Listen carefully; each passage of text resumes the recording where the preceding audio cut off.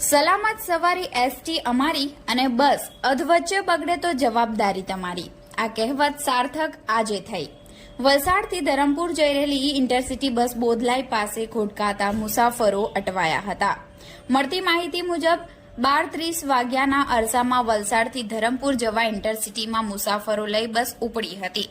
થોડા કિલોમીટરો કાપ્યા બાદ બસ બોધલાઈ સ્ટોપ પાસે ખોટકાઈ હતી. ડ્રાઈવરના જણાવ્યા અનુસાર બસ વધારે હીટિંગ થવા લાગી હતી, જેના કારણે તાત્કાલિક બસના મુસાફરોને ઉતારી પાડવામાં આવ્યા હતા.